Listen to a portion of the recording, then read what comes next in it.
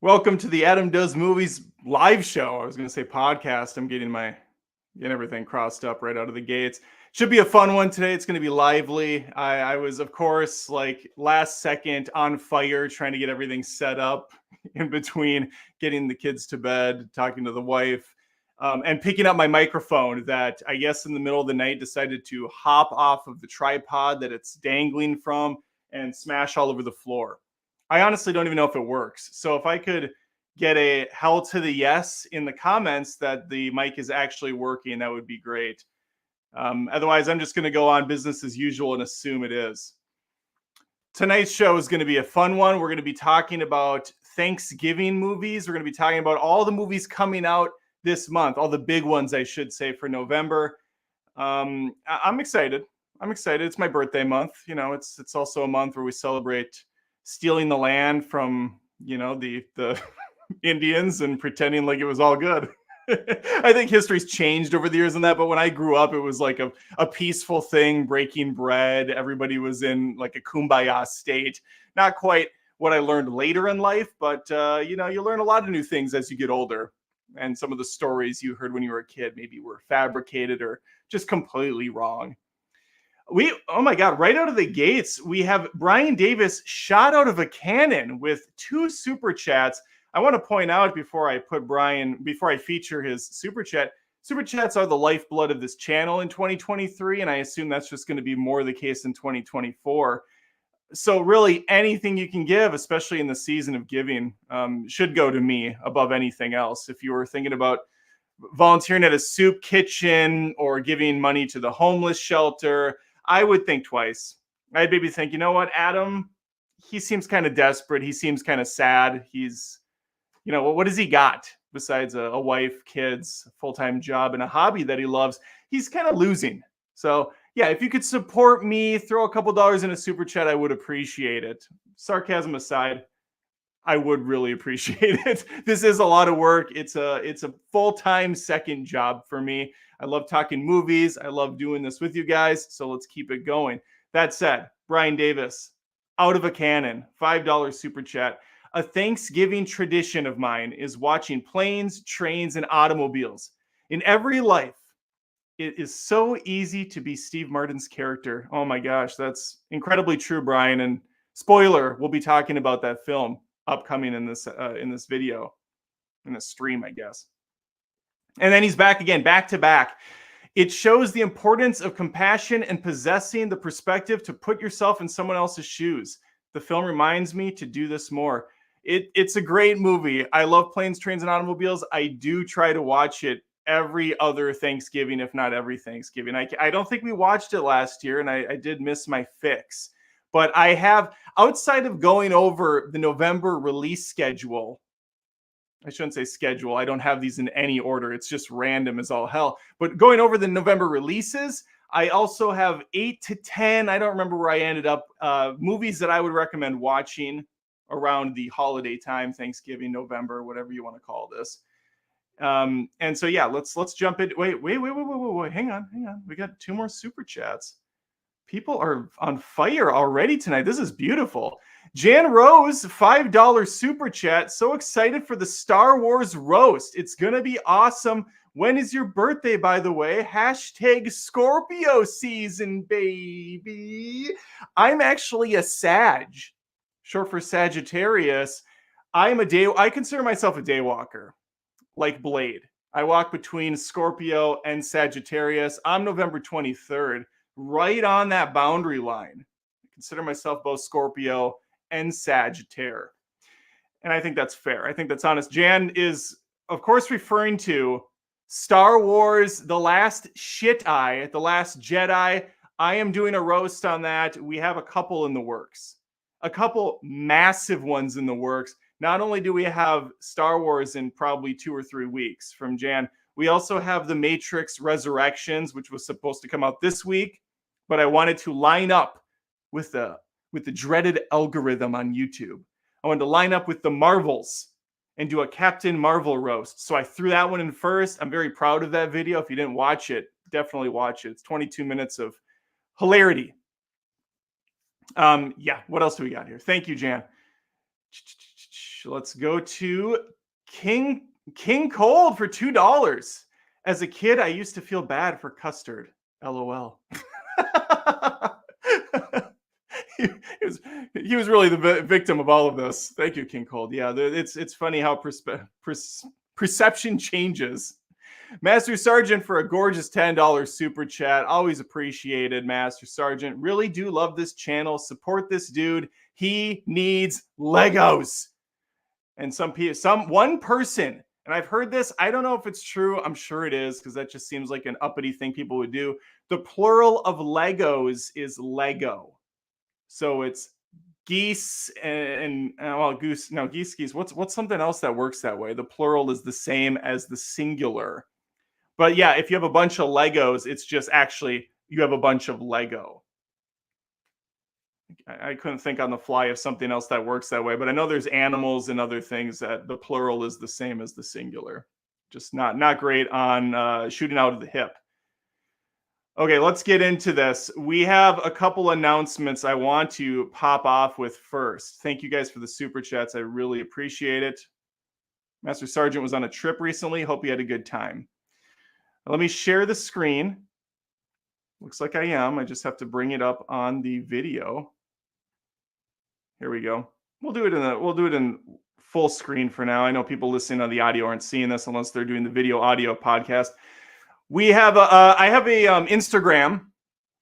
I've been proud of what I've been doing with it lately since I have a graphic design background. I've been kind of making prettier looking Instagram posts. So if you want to get something a little bit different, I have some exclusive videos on Instagram. Usually it's just kind of the morning announcements that I'm doing, talking about upcoming videos, showing maybe workouts once in a while, some family shenanigans, and they don't always go to YouTube or to TikTok. So definitely check me out on Instagram. It's just a little bit more Adam in your life. I think everybody could use a little bit more Adam in your life. There's something for you to soak up. A couple more things. Spotify, Apple Podcasts, other podcasting services. The Adam Does Movies podcast is available. It's been going for a couple months. I'm very happy to see the growth, see the numbers. The podcast now has almost 5,000 listens over the course of the videos. That might not seem like much of anything to a lot of people, but to me, watching it go from 0 to 5,000 plays and beyond is great. I love that. I love that there's maybe different people getting my perspective on films, which I think is a perspective a lot of rational people share, and that's why we're getting this great community at Adam Does Movies. It's not the everything's amazing shill ass community. It's not the everything sucks, everything's woke garbage community. We're just kind of this reasonable middle ground that can see some of the stuff going on. We see the habits, we call it out. We also can appreciate good filmmakers, and we can appreciate what someone was trying to say or do, but maybe do it in a terrible way. And that's really what the podcast is. A little bit more of me explaining some of that stuff. And a lot of the times it is going to be episodes that I also put out on YouTube and that I put out via these lives. They all go up there. But I've been debating. Now, this isn't for sure yet because the video is also part of the podcast. I've been debating bringing back Adam Rants videos where I rant about really stupid, inconsequential things like not getting a straw in a bag when you go to McDonald's. So you are basically there with your dick in your hand trying to drink the soda with no straw. Those are the types of rants I think are really fun. I edit them pretty well, and they're just a good time. 7 to 15 minutes, depending on how much I have to say. I'm thinking about putting those as like a fun extra every week on the podcast and for Patreon and YouTube join members. Now, don't hold me to any of this. I say a lot of shit. I have a lot of dreams, but as a way to continue to grow the podcast side of things, I think it would be fun to add that in there and also to give something more to Patreon and YouTube join members. Just throwing it out, not necessarily going to happen. It's something I'm workshopping probably more for 2024. And not yet, but soon. And that brings me to my last announcement before we jump into the movie stuff, which is Patreon, Adam Does Movies. Not a lot of people on here, 83 paid members. I mean, I have over 72,000 subscribers. Granted, I know a lot of those numbers are dead now. They're gone. They've moved on from the channel, but still, there's a good base of people. And it would be awesome to see some of them jump onto Patreon. Even at $1, you get exclusive access to 300 videos a month. And if you don't want to do Patreon, I also have YouTube Join. It's the same thing. You get the same perks. Plus on YouTube Join, you get little cute badges next to your name when you comment. And I think they show up on the live too, little badge icon. Couple ways to support the channel. And the last one I'll say, this is now streaming not only on YouTube, but also on Twitch. There's Twitch people watching. Well, I don't know if there's anybody watching on Twitch. Hi, if you are, I appreciate it. But I just want to say, you might not ever use Twitch, or you might and not realize you have a free subscription. That subscription actually does pay a creator if you follow, not just follow them, you have to subscribe. If you are an Amazon Prime member, you have one subscription. And it just gets thrown to Jeff Bezos for $5 a month. It's a free subscription to any Twitch channel. So you could just go to mine and say subscribe and walk away. Just walk away. It doesn't cost you anything. Okay. I think I've said enough. Let's bring me back up on the board. I think I've been disappeared this whole time. It was incognito. And we're going to go to the upcoming movies of November. Strap in, folks. It's going to be a wild fucking ride. And let's share this tab. And there we are. What you're looking at, boys and girls, if you're watching this, is The Marvels, or The Marvels, depending on how they're going to pronounce it for this film. Directed by Nia DaCosta. I'm not sure what else she's done. Let's click on her name and see if there's anything. Oh, she did Candyman. I liked Candyman. The direction was really well done in that film. It looked great. It was a good time. I really liked that one. So, competent director, not that means much when it comes to Marvel. It seems like they all kind of follow a conveyor belt approach lately. A lot of green screen, not necessarily something the director can really sink her teeth into. What do we got? Higher, further, faster, together. Okay, different tagline. Carol Danvers is back, baby. AKA Captain Marvel has reclaimed her identity from the tyrannical Kree, has taken revenge on the Supreme Intelligence. But unintended consequences see Carol shouldering the burden of a destabilized universe. Oh, good. We're going to do more multiverse bullshit shenanigans. Bottom line is, this movie is catered towards younglings. I'd say teenagers, 20-somethings, and even younger. I could see an 8 or a 9-year-old looking at this movie and thinking it looks like a good time. Me personally, I think it seems harmless. Not something that I would go, oh man, I'm so happy where this whole train has gone since Iron Man 1 to end up with cats on the posters of the film. That said, I'm not like sour on this all the same. Captain Marvel, the first, is incredibly mediocre. Just a lame duck across the board. I don't think it's terrible. There's a couple insulting moments for sure. but overall, it's a watchable, mediocre time at the movies. This sequel looks to be kind of the same, although I will say it looks a lot more fun than the first one. It seems like they're having a good time. We'll see if that translates in the final product, but I'm not going into this planning on shitting all over it. I assume going in, it's going to be fine. I hope I'm wrong and it's actually really fun and great. My kids will not go to this movie with me. I have an 11-year-old and a 14-year-old. Neither one wants to go. I have to go to this by myself. How pathetic. And that's where we're at. That's the Marvels. As I'm talking about these movies, if you have a thought on them, throw a super chat in. I've even debated. Now, I don't know if I can do this or not. Can I do?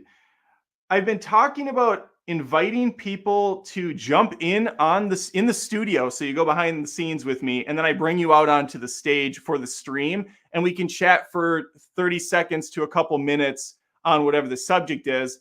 I was thinking of this would be something I do more in 2024, but I'm open if people are like, hey, I'll throw you $20 to jump on for a couple minutes and chat with you. I'm open to trying that sooner than later. I'm just not necessarily sure how I give you the invite link. I see I can copy the link, but I don't actually know how I can send it. Chat with everyone in the studio. Wait a second. Masters. No, I don't know how I can do it. Well, I'm going to look into it more. Just ignore my rambling for no reason. Let's move on to the next movie. This is one I think everybody's been waiting for too. Trolls World Tour. Eat your heart out. We have another one. Trolls Band Together. I didn't see Trolls World Tour. My kids did see that one. They watched it at a cousin's house. They said it was atrocious. The first Trolls is harmless. Didn't mind it. Didn't really like it. It was just fine. Whatever. It's a kid's movie. Does its job, I think. I have no desire to watch this. I can't imagine I'm going to go out and watch it, but who knows? We'll see. We'll see where the world takes me in a couple of weeks when Trolls Band Together comes out. Poppy's back. Anna Kendrick reprising her role. JT's in this one again. I don't need to spend any more time on it. I think I've already spent too much time. Here's an interesting one. Grab your carving knives, folks. Thanksgiving's coming. 2023, directed by Eli Roth, we have a Thanksgiving Massacre. This one you may be familiar with because they actually parodied it. It was a parody. It was a commercial parody inside of Grindhouse, that double feature that it was Death Proof and Planet Terror. It was called Grindhouse originally when it hit theaters, and they had fake trailers, kind of like they did for Tropic Thunder. One of them was Thanksgiving by Eli Roth. Very funny. It was really the only highlight for me when watching that crappy Grindhouse double feature. And then he decided to make it a full feature-length film. An axe-wielding maniac terrorizes residents of Plymouth, Massachusetts after a Black Friday riot ends in tragedy. Picking off victims one by one, the seemingly random revenge killings soon become part of a larger sinister plan. I can't say I'm a huge Eli Roth fan. In fact, I don't know if I like any of his movies, but this one looks pretty damn fun. If anyone's going to sell me, if any one of his movies is going to sell me, it's going to be Thanksgiving. Master Sergeant's back with a beautiful $5 super chat. Tonight's game, $5 super chat for every movie mentioned that I want to see or like. Trolls 3 for me and the kids. Oh, I like this game, Master Sergeant. I like it a lot. And I'm happy you guys are excited for Trolls 3. Is it the third? Yeah, I guess World Tour is the second one. Okay, well, interesting. Master Sergeant, if there's another movie on this list, let me know if Trolls World Tour is any good. I'm just curious. My kids did not like it, but maybe they're wrong. Okay, this one, I just saw the trailer for the first time today. I think it looks freaking awesome. And I'm talking about Godzilla -1. This is a Japanese Godzilla. He's back to basics, destroying Japan, destroying huge swaths of area. You got people running, yelling Godzilla. It looks awesome. The effects work is insane in this movie. It really does look. It looks like they took the stuff that worked in the American Godzilla from 2014. Does that sound right? 2014? Is it that long ago already? The effects work in that movie is great. It's really pretty. The movie itself pretty dull, pretty bland, but the effects work's fantastic. And this looks fucking balls to the wall awesome. I watched this twice today, this trailer. And at the end, when he's doing the gamma power up and his spikes are popping, I'm all in. I showed my son Connor, and he's like, oh my God, we're going to this, Dad. We're seeing this in theaters. And Olivia, who I unfairly assumed wasn't that big of a Godzilla fan, she was a little irked. She's like, Dad, how dare you? I'm a big Godzilla fan. I go, okay, well, come on over. Watch this trailer with me. She's not a Planet of the Apes fan. Apes, gorillas, monkeys, orangutans, anything that's, got hair and jumps around a lot. I guess I'm okay. I'm the exception. Freaks the shit out of her. She does not have any interest in the Planet of the Apes movies, but Godzilla, that's where she likes to live. That's where she likes to live. We have Daniel Fa for $2. Thank you, Daniel. Adam, what's your favorite Godzilla movie? Cheers. So I'm not like a purist with Godzilla. I didn't watch a lot of the old Japanese films. I've only actually seen one of them in its entirety, and that's because Tony had me he has this Godzilla podcast he does. I think he brought it back recently, but I was on it to do, I think, what is notoriously the worst Godzilla movie. It has Power Man or something. I don't even remember his name. Turbo Man or some shit from Jingle All the Way. Some character like that I think they were trying to make a thing in a toy line. And the movie was terrible and the effects were awful. Of course, they're very old movies. That said, I've only seen the American movies, and I feel like I would be paying an awful disservice to Godzilla by saying one of the American movies is my favorite, just out of the fact that I haven't seen half of them. If I had to pick out of the ones I have seen, I would go with Godzilla King of the Monsters, because that one's got a lot of Godzilla action in it, and I don't particularly like that movie either. But I think that's the best of what they have given us so far.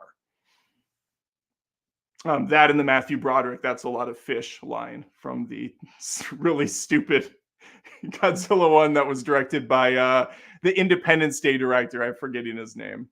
Really, really stupid movie. This looks great, though. All right, moving on, we have one that I'm really looking forward to, but it's a bittersweet excitement, and that's The Killer by my boy David Fincher, who I've talked about several times on this channel. This one's got Michael Fassbender in it. We got Tilda Swinton in this.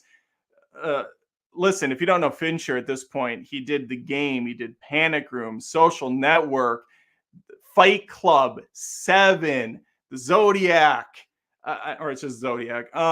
He did Girl with the Dragon Tattoo, and he did The Mediocre Benjamin Button, but the guy delivers almost every single time. Here's the bittersweet part. The Killer, I believe is a Netflix movie day one. It may be going to theaters as well, at which point I will go to theaters to watch this movie. I am a Regal card holder. I can go to as many movies as I want a month for $24 or whatever the hell they charge. So yeah, I will go see this in theaters because his movies beg to be watched on the big screen. And I find it a little odd, find it almost insulting that he chooses to release these on Netflix. I'm sure it comes at a beautiful cost or a beautiful amount of money, a nice payout for him. But man, it's a bummer because I really like his stuff. And I just don't think it works as well on a small screen.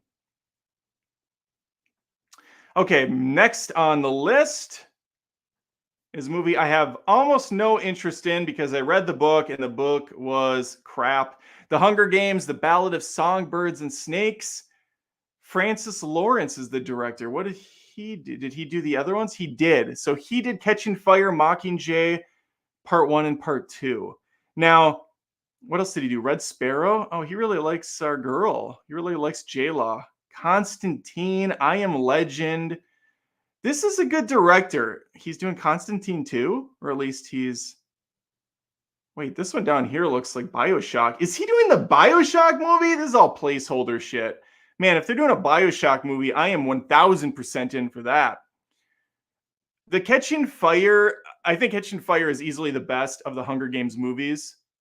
And the Mockingjay ones are padded out and they're okay. They're fine. I think Catching Fire is great though. I Am Legend, I've cooled on over the years. The effects work is still atrocious, and you have to make sure you watch the right ending in order to appreciate that movie. Hunger Games, The Ballad of Songbirds and Snakes, I don't think I could have lower excitement levels for this film because, again, I have read the book, and it's a snooze fest. And I don't really give a shit about Snow. I don't need to have him humanized in any sense of the world, in any sense of the word. And not that he is really in the book. He's still a douchebag who falls in love. Yippee, yippee skippy. I'll pass. Let me know if you have any interest in that movie, though. Master Sergeant's back. He's got a $5 super chat to throw out. I will be going to the cinema to see The Killer. I really enjoyed Trolls World Tour. Clever presentation of the different music genres. Okay. Maybe I'll check out World Tour sometime. Maybe I'll throw it on in the background when I'm playing Spider-Man or something. Thank you, Master Sergeant. Oh, went the wrong way. Let's go this way. Oh, this one's interesting. This movie is called May December, and it's releasing in November. That's not confusing. That's not confusing at all. 20 years after the notorious tabloid romance gripped the nation, a married couple buckles under the pressure when an actress arrives to do research for a film about their past. Cards on the table. I know nothing about this, but I saw that it featured Natalie Portman. So I put it on the list as a very interested. But I know nothing else. All right. If anybody has any thoughts on that movie, let me know. But I truly haven't seen a trailer or anything. When I was doing research for movies coming out this month, I saw Portman and I clicked. Oh, God. This movie, Wish. Disney's Wish. If it wasn't already obvious to everyone that they're in a troubled situation with their box office bombs lately, Disney, in their infinite wisdom, has decided, let's do a animated 2D, 3D, ugly looking hybrid called Wish that's about a wishing star, the wishing star that all the princesses wish upon. And this is like the origin, I think. It doesn't look finished. They're going for this 2D, 3D layered effect, I think, but the trailer is ugly for this movie. I just do not like how it looks. And of course, that's subjective. Some people will say it looks beautiful. I also don't think it looks good. I don't think it looks interesting. And I'm kind of a sucker for Disney animation and Pixar animation. I like a lot of it. I'd say 8 out of 10, I like a lot. Lately, there's been some misses. I did not like Buzz Lightyear. I'm trying to think of what else they even came. Wreck-It Ralph 2 was garbage. Ralph Breaks the Internet. I know they've had a bunch since then, but those are the two that jump out as ones I did not like. But Big Hero 6 was great. Tangled's a ton of fun. I like the Frozen movies. They do their job. They have good music. I like the cast, even though the story is just stupid as shit. It still works for me. Wish doesn't look good at all. We have another super chat from King Colt for $2. I like I Am Legend. I cried when the dog died. I've said this, I think, on stream before, but if not, I'll share it again. My daughter, who's 14 now, a couple years ago, she started really getting into the horror movies, like straight up rated R shit. She watched it, the new version, not when it hit theaters, but when it came home to rent or buy or stream or whatever. She watched it probably a year after it hit theaters. So she was probably only 12. I'm not sure what the time period is, but she loved it. She's seen countless scary horror movies. It's one of her favorite genre. We just watched all the Scream movies. She loves them. She watched I Am Legend, and when that dog died, she was out. She was bawling. She was pissed. And she's like, I'm done. I'm not watching the rest of this movie. And a couple weeks went by, and she came up to me and she said, all right, let's finish it. she calmed down on it. She calmed down, and I made sure that I bought the stupid version. Yeah, I had to buy this fucking movie because I refused to show her the crappy ending that I saw in theaters. You could buy the director's ending or whatever they called it on Amazon, and it was $4 or $5 more than the regular version. That's the scheme they're doing over there. That's absolute bullocks. And that's what I did for my family. And it's worth it for the different ending. Thank you, King Cold. Wish not doing it for me. I wish they would make better movies over at Disney like they used to. This is on here completely for the lulz. Genie, directed by Sam Boyd. What did Sam Boyd do before I get into this? Sam Boyd has done nothing that I can see and understand in a relationship, I guess, is the only thing. Sam Boyd, what's the name? Flora, a genie trapped for more than 2,000 years inside an antique jewelry box, is accidentally called to service by Bernard, whose life is unraveling around him. This is a Melissa McCarthy vehicle. That's the punchline and the only reason it's on this list. I assume this is going to be a Netflix pile of shit that they're going to dump out. The poster for this movie is hilariously bad. Really, really good stuff. Let me enlarge this just so you can see the poster for those that are watching the stream. What is this poster? What is going on here? Look at this tree. It's just feathered in. Oh, this is a nightmare. AI could build something so much better. What is going on with Melissa? Is she sitting down or standing? And this guy, is he leaning on her? And then they just threw bags around them. We'll just cover all this up. What is going on with her? Oh man, that is gold. Generic cityscape behind them. Classic. That's one of the best posters I've seen in a long time. Oh man, I forgot about this movie. From the geniuses behind Hocus Pocus 2 and Disenchanted and whatever other remnants and bones they could dig up from the 90s to come out for one last ride, or in this case, one last burger. We have Good Burger 2. Good Burger 2. Kenan Thompson, who I guess found some time between filming 8,000 episodes of Saturday Night Live, is back in his role along with, I don't know how to say it, is it Kel Mitchell? I haven't seen him do shit since Good Burger. They're back. They're back behind the counter. I was never a Good Burger guy. That might disappoint some people to know. I never got into Good Burger. I think I was a little too old when that phase of Nickelodeon was going on. I was out in Nickelodeon shows right after Salute Your Shorts, Are You Afraid of the Dark, and Hey Dude. That's where I drew the line. I said, I'm out. I don't want anything to do with this trash anymore.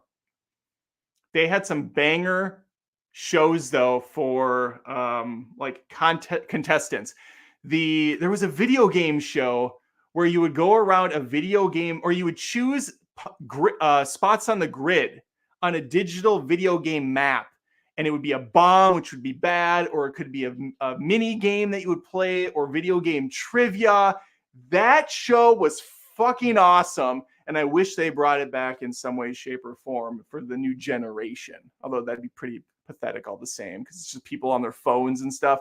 But that game was great, and at the end the contestants would go in front of a green screen and they would have to like jump and time things, and then they got to take a shopping cart and throw as much crappy 90s electronics into their cart as they possibly could. I loved that show. There was also a show called Legends of the Hidden Temple where they had to go across these Aztec and Mayan areas.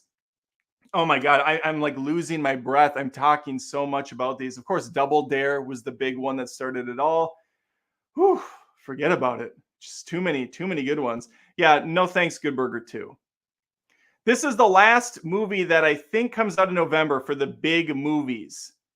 And I imagine this is going to be something that'll be on either Netflix or Hulu or whatever else.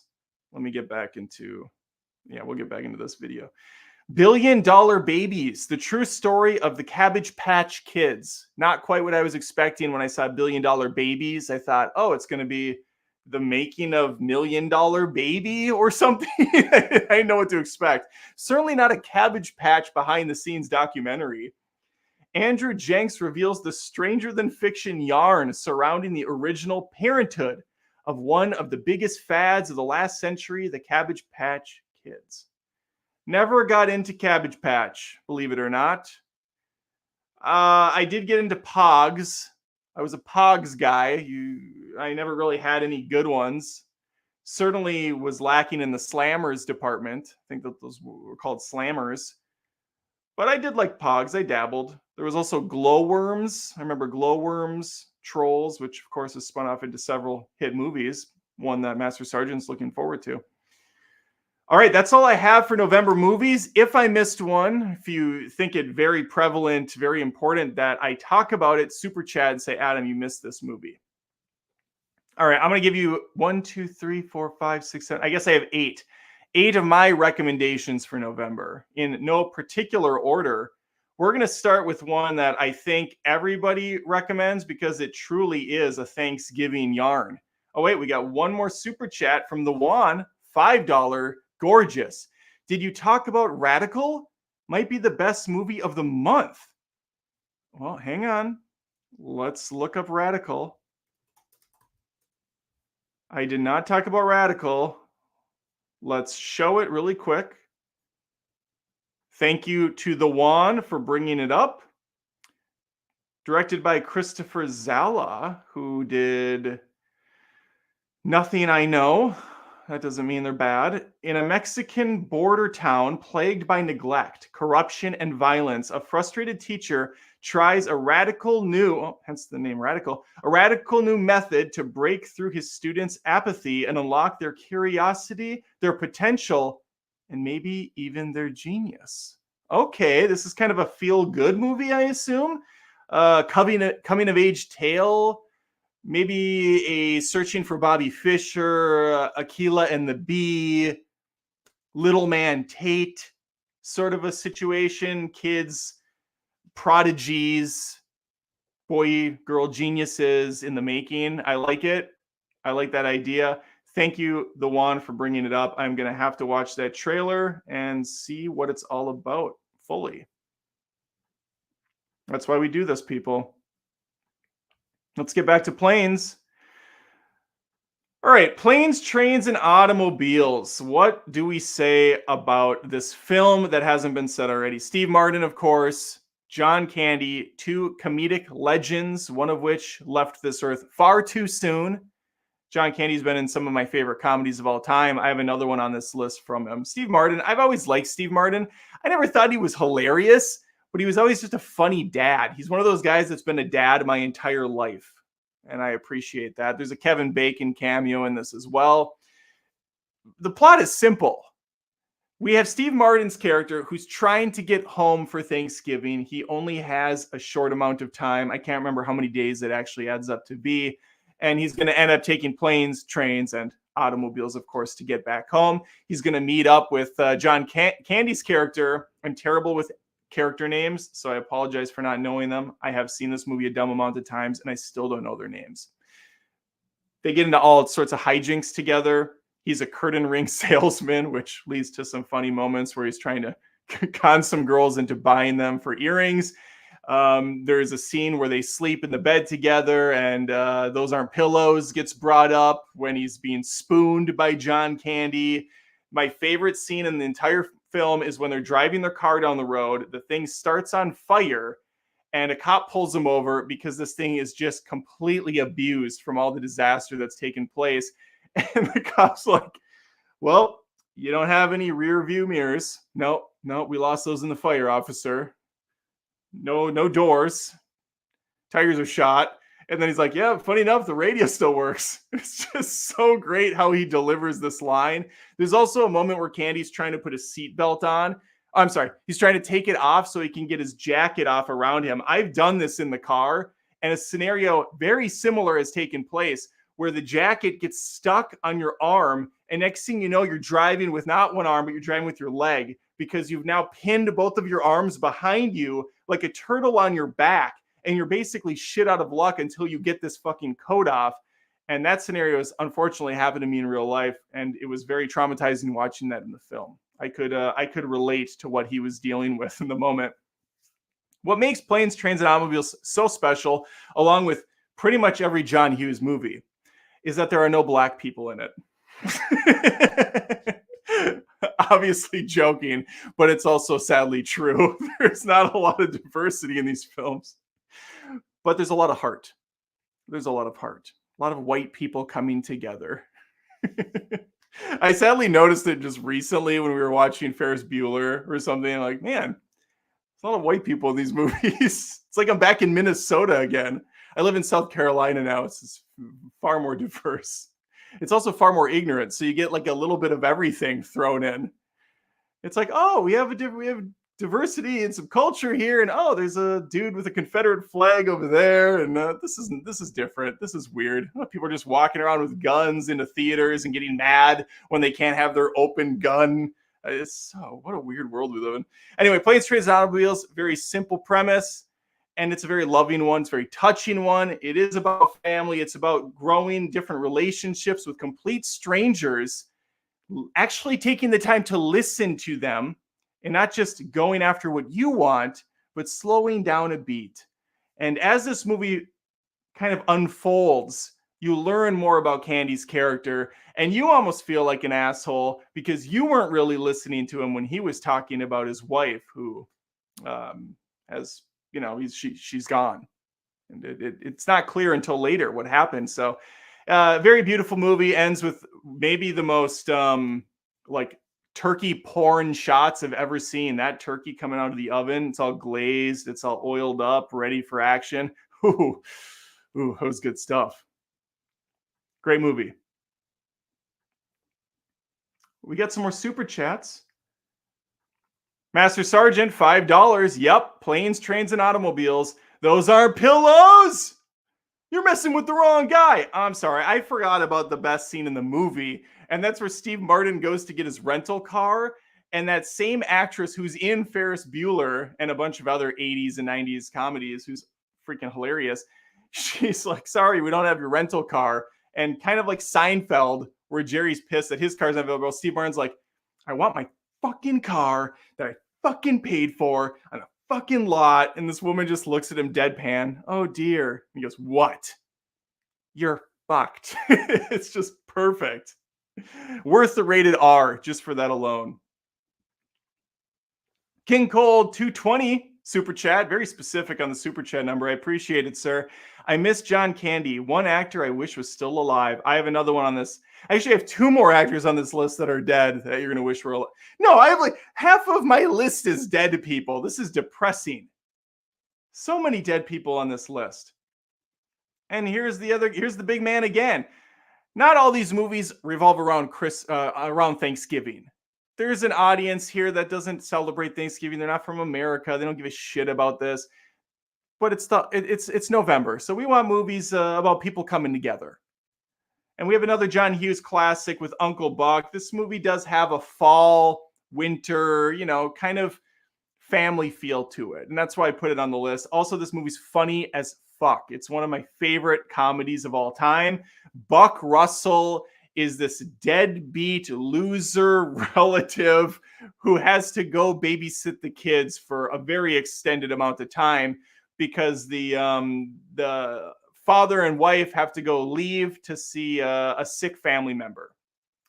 And that stuff doesn't matter. What matters is Buck Russell dealing with these three kids, one of which is Macaulay Culkin. And, shenanigans, hijinks ensue. He's microwaving the laundry, at which point Marcy comes over and tries her sexual advances on him. He's flipping coins to the principal of a school to go get go downtown and get a rat to gnaw a mole off her face. He's punching out clowns that show up drunk. He's baking, he's cooking They're garbage is what it looks like. Giant pancakes that can't even fit through the door. He's got a car that when he shuts it off and starts it sounds like a gunshot's going off. And he carries a machete on him at all times because you just never know. You just never know. This is a great movie. Uncle Buck, man. He's cooking our garbage. I just did a supercut of Uncle Buck actually in my roast with Captain Marvel because I'm pretty positive if they weren't paying homage to Uncle Buck, they were just straight up ripping it off with the scene in that movie. Oh, more dead people. It's just so sad.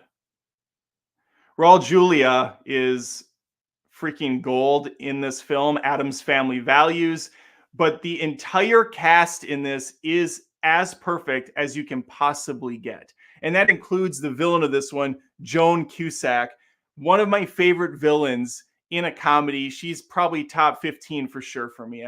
Probably for sure. That makes sense. She's for sure top 15 comedic villain in a film as the lovely Debbie, who's basically a psychotic version of Barbie. This movie is called Addams Family Values. It takes place half at a summer camp, half at the home. There is a Thanksgiving play put on at the camp with the kids. It's freaking hilarious. Christopher Lloyd is brilliant. Raul Julia, as I pointed out, as Gomez, a genius. We have Christina Ricci, who is my Wednesday and always will be. No offense to whatever that new hotness is. I'm Christina Ricci until I die. And I take this family even over the original black and white TV show, definitely over the shitty animated version that came out. I mean, I adore this set of films, these two movies so much. I just can't get past them. And they can try as they might to make more iterations, but when you have it, you have it. And that's why I did a podcast a couple months ago, well, maybe more than that, about iconic roles and heroes that play them or actors who play them. And I got pushback on it, of course, as always. Any opinion should get some pushback and some challenge. But I think I'm even more stubborn on it now than I was then. And the opinion is there are certain roles that just are owned by the actor. Two of which are by Harrison Ford, Han Solo and Indiana Jones. And people go, oh man, Chris Pratt could have played Indiana Jones or so-and-so could have played him. And for me, it just doesn't work. I see Harrison Ford through and through as Han Solo and as Indiana Jones. And no one else is going to live up to it 100%. So I don't want it. I don't want a 99% Indiana Jones. Now, obviously, someone like James Bond is different because we were built with that already in play. James Bond changes over the years. There's different variants of him. But Indy, I don't want it. I don't see it. Leave it. And that's how I am with Addams Family. And I know Addams Family is, it's based off a comic, I think, and there's the TV show. It's had so many iterations. It's going to have more over time.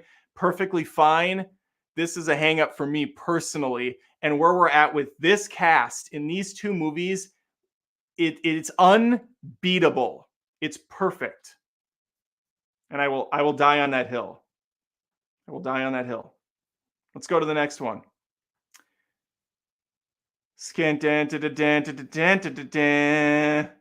Rocky.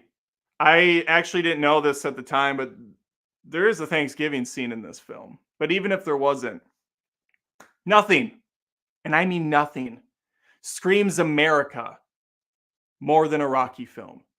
He's wearing the red, white, and blue trunks. He's fighting for freedoms. He's fighting for this goddamn country, and he's fighting for us.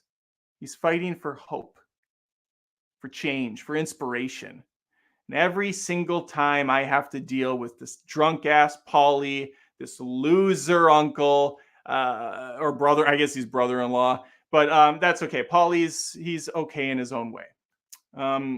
Rocky, it's a staple. I grew up with the Rocky films in my family. I'll die watching them. I even like the Creed movies. All three of those worked for me pretty well. Even the cheesy Rocky 5, I can still sit through. It's got some really corny, funny moments. It's got some of my favorite lines of dialogue, actually. And anyway, Rocky is a classic. 1976, still holds up impeccably well. There's no special effects needed. Stallone, one of his early movies, of course. We've said everything about this film. Needs to be said. I used to have that poster. I'm kind of sad I got rid of that poster. I gave it to a fan of the channel. He got a bunch of my posters for nothing. I was moving and I had Rocky, I had Scarface, I had The Godfather, I had these beautiful posters, nicely framed. And a fan of the show who actually lived in the area, I went to a couple movies with, Jay, he's like, hey, I'll buy those posters from you. And I said, you know what, you just have them. He was a huge movie fan. I think he's actually out in Hollywood trying to make it as an actor. So, good for him for actually going for his dreams. He's kind of the Rocky I know in real life, putting himself out there. I respect that. Speaking of America, we have giant American flags in this film. Not only that, there is a Thanksgiving scene in this where the Osbournes have a nice little turkey dinner. That's where Toby goes over there, Peter Parker, and he's freaking out because he's got to do the whole, oh no, I got to be in two places at once scenario. So he climbs on the ceiling, he gets rid of his clothes, some blood drips down. Osborn knows what's happening.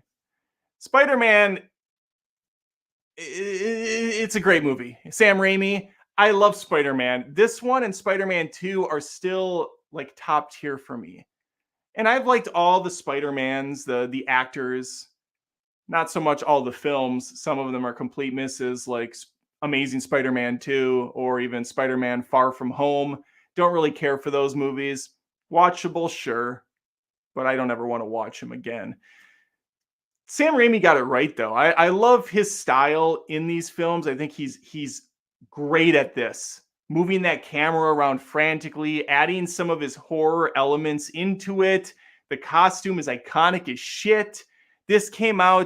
One of these came out right after 9/11, so they had the two towers in one of the trailers, and Spider-Man actually trapped the helicopter between them, which they then later had to remove.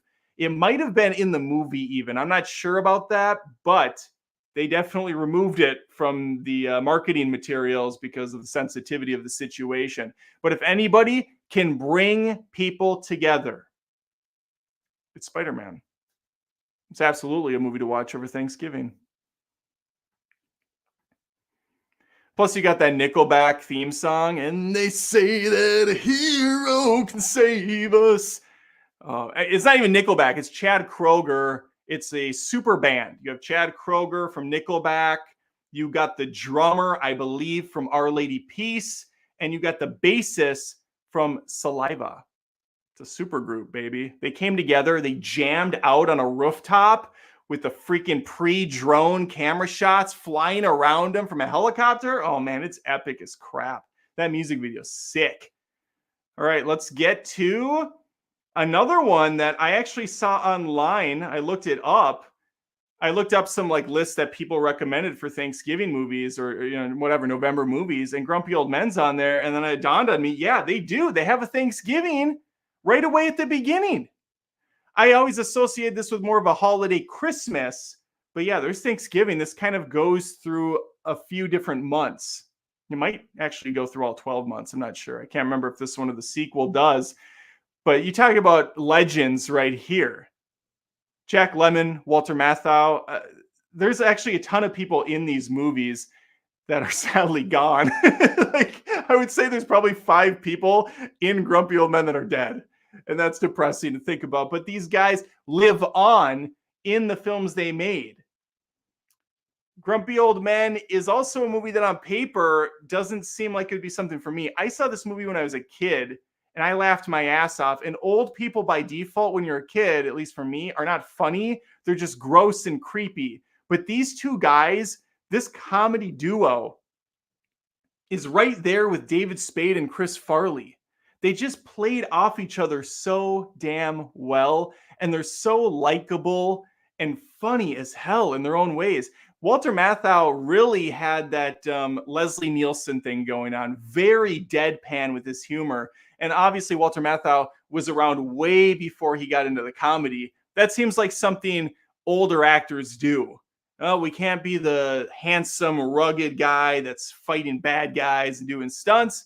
So we're going to, in our older age, go down the comedy route. Tommy Lee Jones has tried this with some various degrees of success.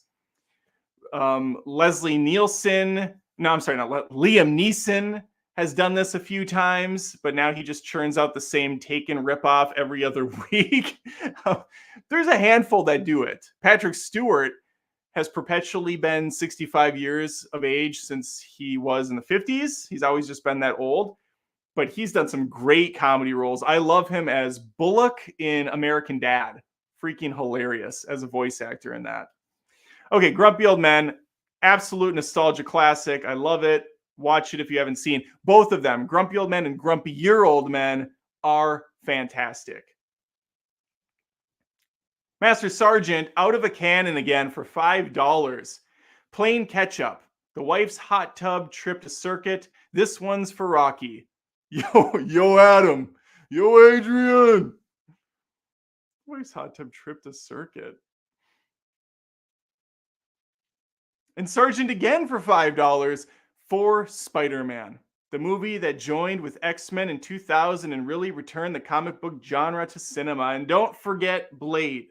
Blade is often overlooked, but Wesley Snipes in Blade was right before X-Men, I believe. I think it went Blade, X-Men, Spider-Man, all within that same 24-month window. I don't think they all came out the same year. Let's see.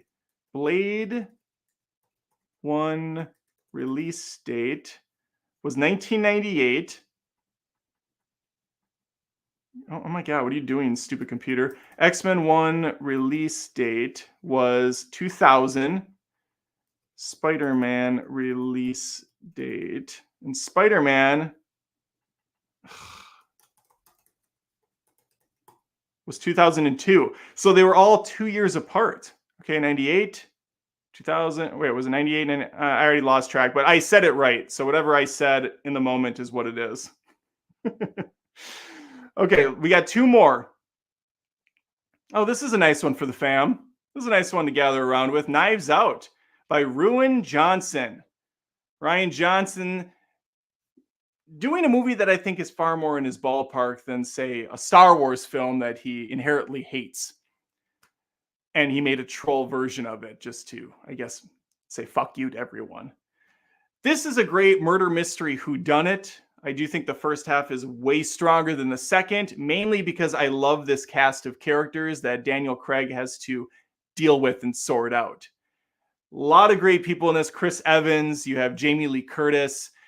What's her nuts from, let me look up the names. Oh yeah, Ana de Armas is in this. I like how they tried to pare Ana de Armas down in this, and she's still a smoke show, but they were trying to bland her up as much as possible. Michael Shannon is in this. Toni Collette from Hereditary, really good. Christopher Plummer. This is a really good cast of characters. They get to have fun with the roles, especially Chris Evans, who's this smarmy douchebag, kind of akin to his role in Not Another Teen Movie, like a grown-up version of that jock character.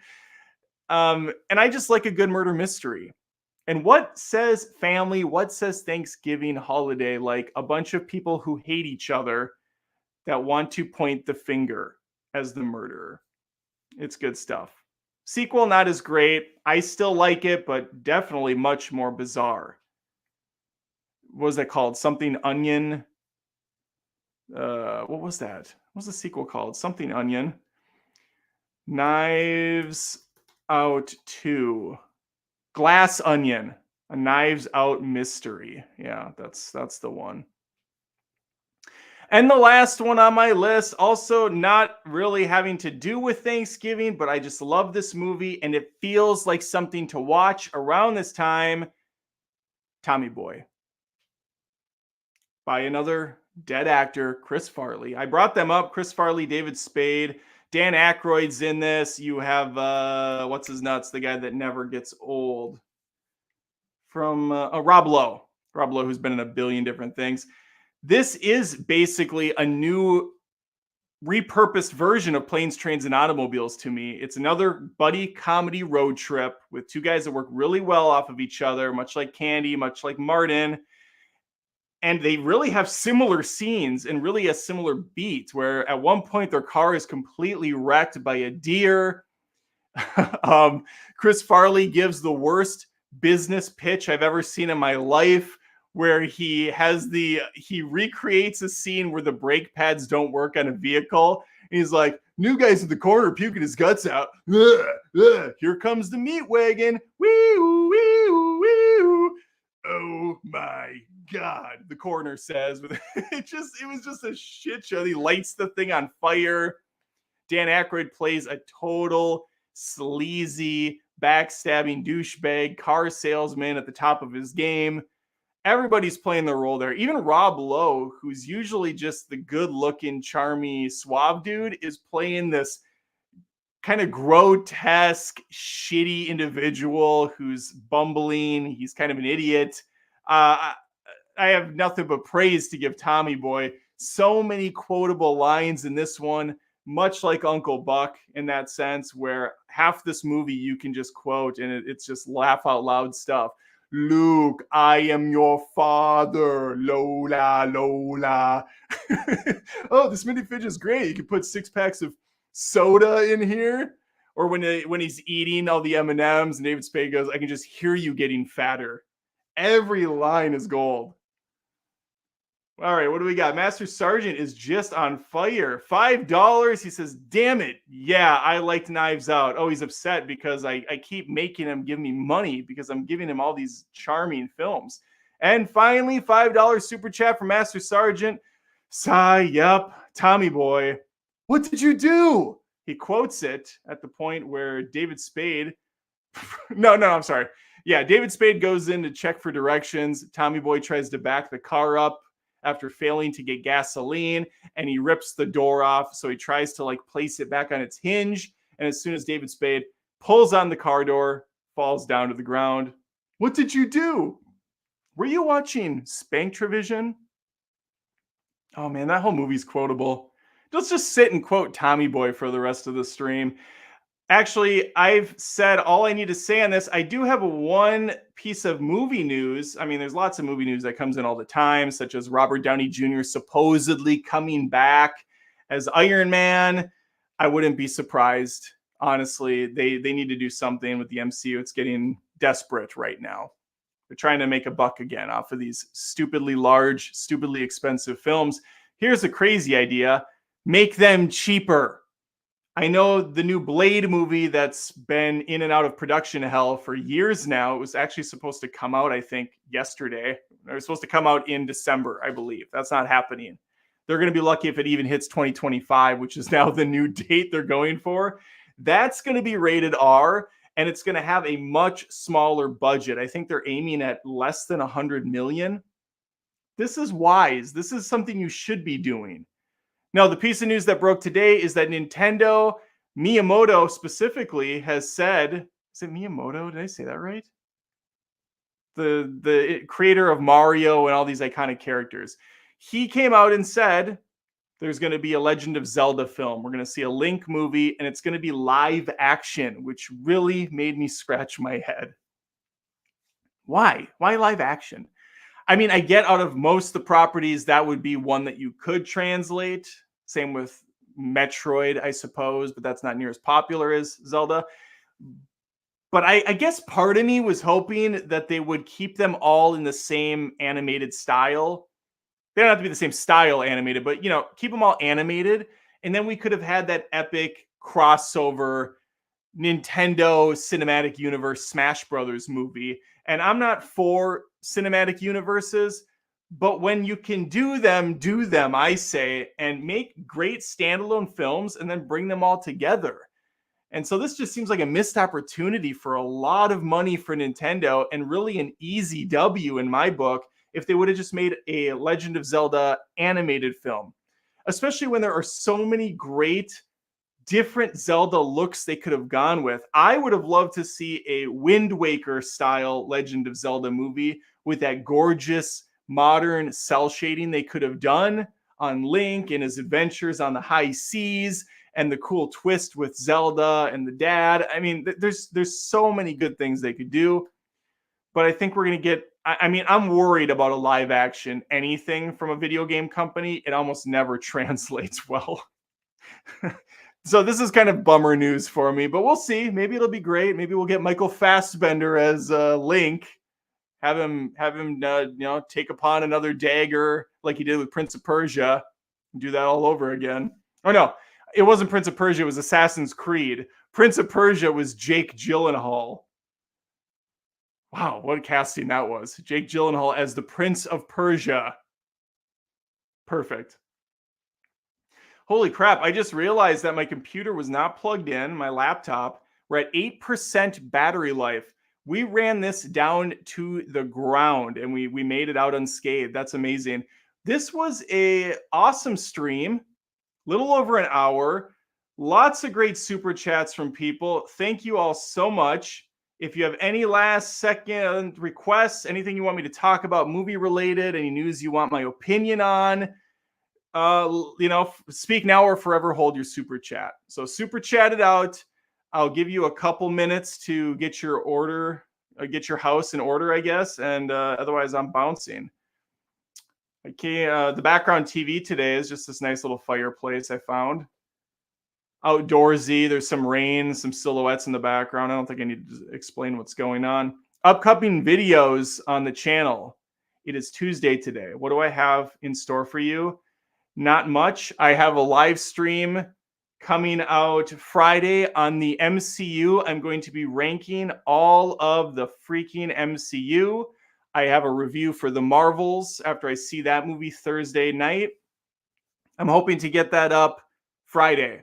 So you'll probably get two things on Friday. You're going to get the Marvels movie review and you will get the MCU ranking tier list, whatever the hell we want to call this thing. It's basically just it's an excuse for me to talk about all these movies again and see how they've stacked up over the years. Plus, people just love these MCU video ranking lists. So yeah, might as well take advantage while we can, right? And then we have a couple of awesome roasts coming up. So there's lots of stuff to look forward to. I'm very excited. I'm happy with the direction the channel has taken in the last year. And in December, I'll be doing some wrap-up videos, some highlights from the year, an announcement on how things have kind of shaken out and where I want to take the channel in 2024. I have some plans, I have some ideas. And that includes finishing my fucking script and letting you know that it's awesome and that I made a pitch deck and then I'm going to start pushing it around. And we'll see what that entails. We'll see where it goes. All right. Thank you guys very much for watching. Thank you for the support. Make sure to subscribe on Twitch.